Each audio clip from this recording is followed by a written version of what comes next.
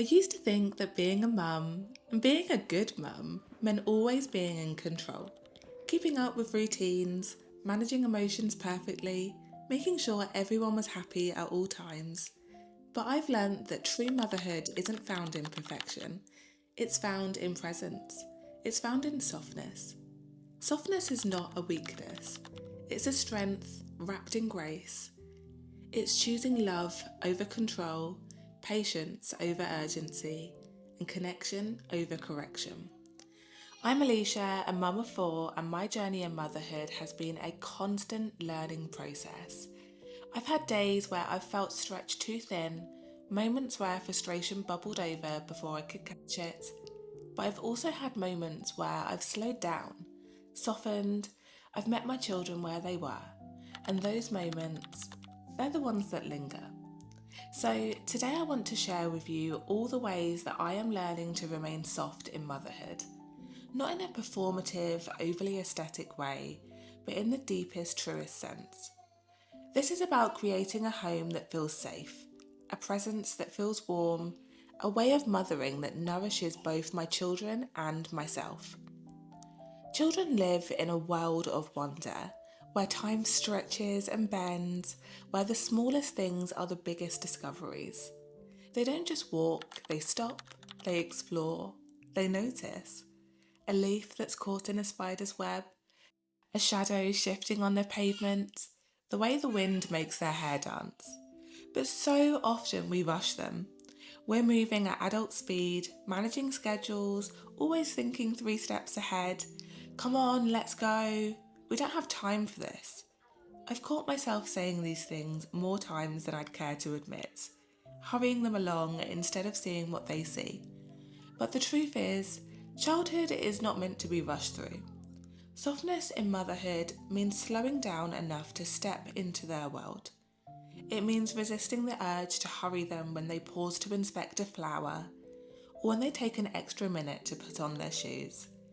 It's choosing not to see their slowness as an inconvenience, but as an invitation to breathe, to be present, to see the world with fresh eyes. I remind myself of this when my toddler stops mid-walk to trace a crack in the pavement with his finger. I remind myself of this when my older children tell long, winding stories that seem to have no end. This is how they experience life. And if I'm always pulling them into my world, I will miss the gift of stepping into theirs. So I choose as often as I can to walk in their pace, to sit on the floor and build those towers, to listen fully when they speak, because one day their world will speed up too, and I will long for these slow moments back. Words hold weight, and that's why I try to prioritise speaking in a gentle rhythm. The way we speak to our children becomes the voice they carry inside themselves. It shapes their confidence, their inner peace, and their sense of belonging. And yet it's so easy to let exhaustion or frustration creep into our tone. There have been moments where I've snapped before thinking, where I've let stress and all of the chaos of the day spill into my words. And every time I see the look on their faces, I see the way my sharpness startled them, the way my impatience makes them shrink just a little. Softness in motherhood is not about never feeling frustrated or never raising our voices. It's about being intentional with how we communicate. It's about choosing more often than not to be calm and present rather than a reactive one. I've learnt to pause before I speak, to take a breath before responding. Instead of "why do you always make a mess?" I try, "let's clean this up together." Instead of saying "stop crying," I try and say, "I can see you're upset and I'm here." Instead of saying "you never listen," I ask, "let's try that again." When I do raise my voice, because I'm human, I always come back to repair. I'll say things like, "I'm sorry I yelled, I should have spoken more kindly." Because softness isn't about being perfect, it's about creating an atmosphere where love and understanding outweigh frustration. When our children grow up, I want them to remember the warmth in my voice more than anything else. A home is more than walls and furniture. It's a feeling, a refuge, a place where softness can settle in the air. I want my children to feel safe the moment they step inside. I want home to feel like an exhale, a deep breath of comfort. Softness in motherhood extends beyond our words and our actions. It lives in the way we shape our environment. The way the afternoon light filters through the sheer curtains, the way soft blankets are always within reach, the way music plays quietly in the background, classical in the morning and lullabies at night. It's lighting a candle in the evening and letting the scent of vanilla and lavender drift through the air, and it's keeping the house cozy but never rigid, allowing it to be lived in, full of laughter and full of presence. Softness is also in the way we set rhythms, not just schedules. The way bedtime isn't rushed, but unrushed. Stories read slowly and hair stroked gently, goodnight kisses never skipped. It's in the moments that we build the home, where the children feel safe enough to be themselves. Because long after childhood fades, the feeling of home stays, and I want mine to be wrapped in warmth.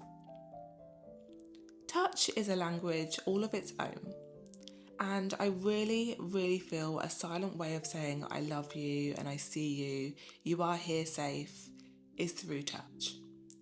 Softness in motherhood is in the way we hold our children close even as they grow. The way we instinctively reach out for their hands when we cross the street, or we brush their hair from their eyes as they drift to sleep.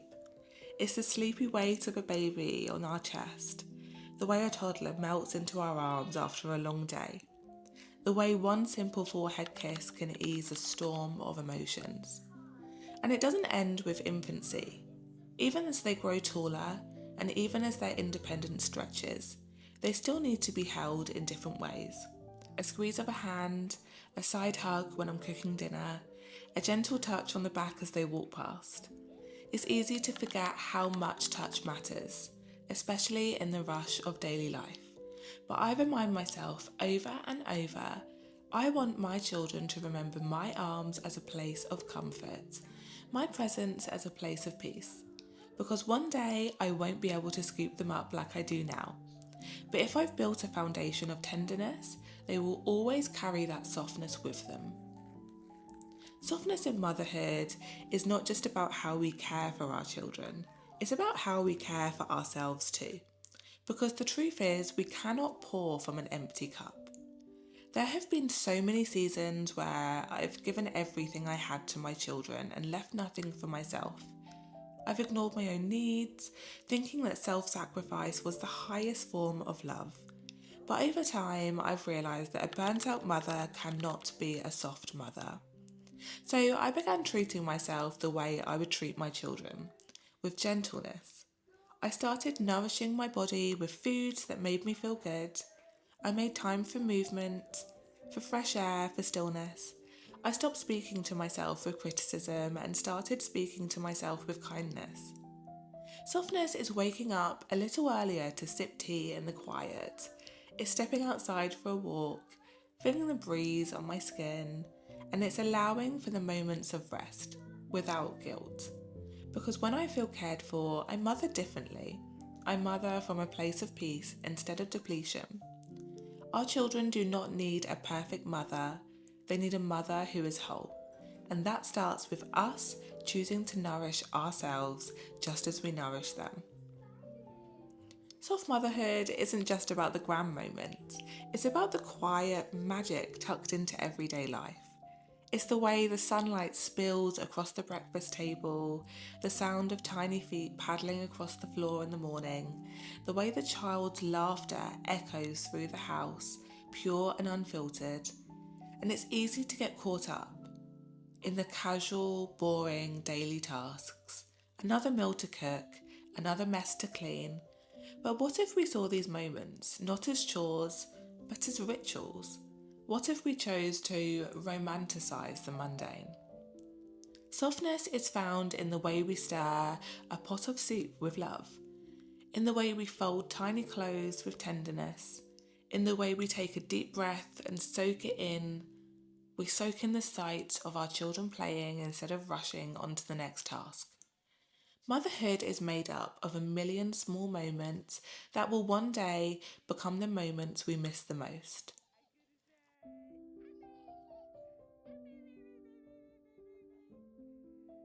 And softness is choosing to see them, to cherish them, and to find beauty in them before they slip away. For so long, I thought that being a good mother meant having control. Control over routines, control over behaviour, over outcomes.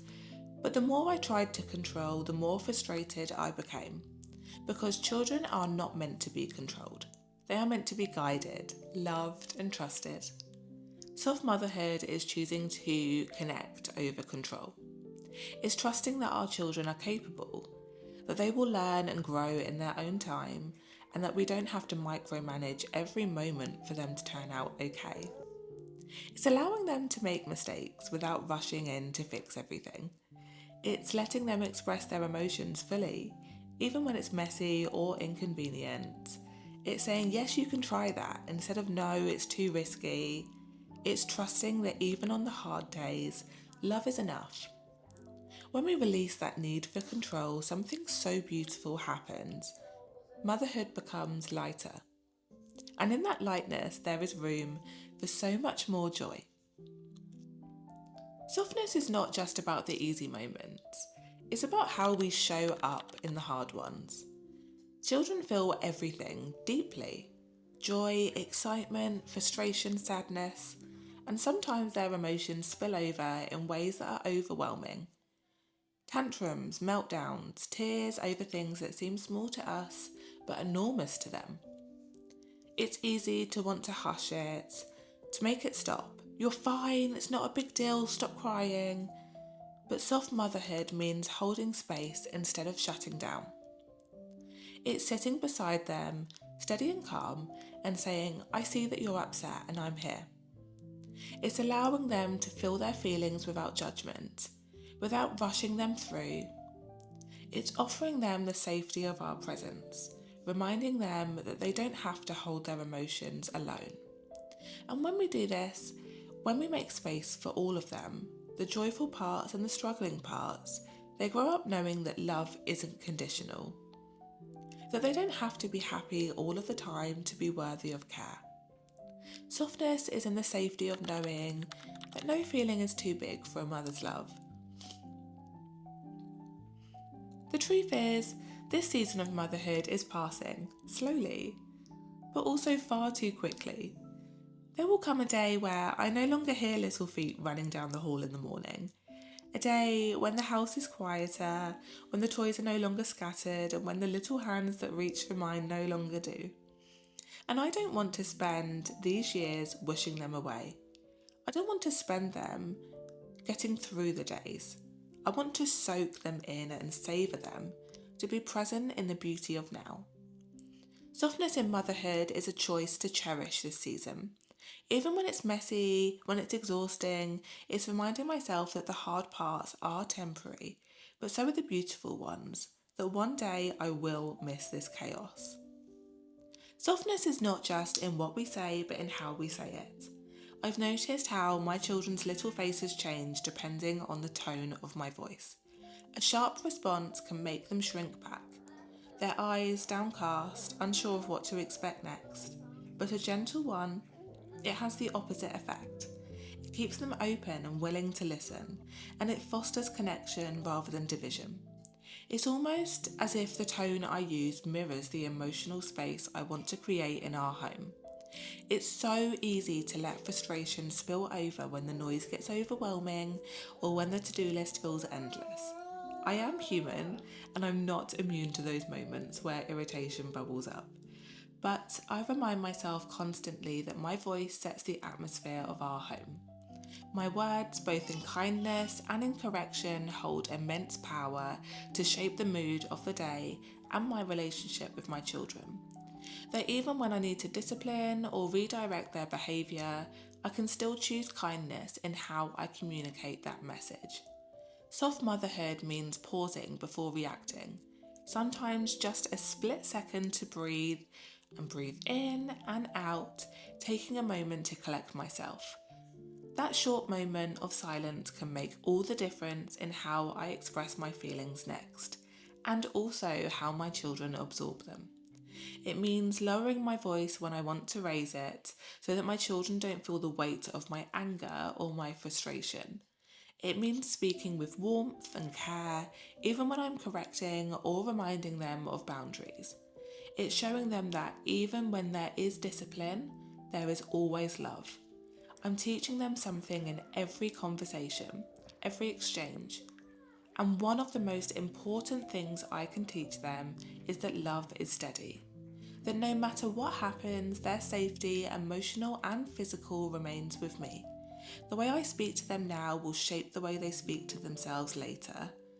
It will help them form an inner voice that they carry through the rest of their lives. And I want that voice to be one of understanding, gentleness, and grace. A soft home is not about perfection, it's about love. It's not about pristine floors, perfectly styled spaces, or created Pinterest boards brought to life in every room. It's about how it feels, the atmosphere you create, the energy you invite in, and the sanctuary you provide for your family. I want my home to feel like a deep breath, an exhale after a long day, and I want it to be a place where my children can truly be themselves, where they feel nurtured, understood, and super safe. And soft motherhood is not about telling them how to be, it's about showing them every single day. I can tell my children to be kind, to listen, to share, but they won't truly learn those lessons from my words alone. They will learn them through my actions. They will learn kindness from how I speak to them and others. When I take time to show them empathy, when I pause to listen to their feelings before responding. They will learn patience by watching me respond to the messy moments with a deep breath and a really calm voice. They will learn how to navigate frustration by how I handle my moments of anger and disappointment. They are always watching, always absorbing, and the beauty of that is that they learn not just from what I say, but from how I live. Soft motherhood is not about perfection. It's not about always getting it right or never raising my voice. And it's not about a home that's always peaceful or days that always flow smoothly. It's about intention, about choosing love, choosing presence, choosing to slow down, and to see the beauty woven into the everyday moments. It's about letting go of the rush, the guilt, the impossible standards, and instead embracing the kind of motherhood that feels super gentle, very warm, and very full.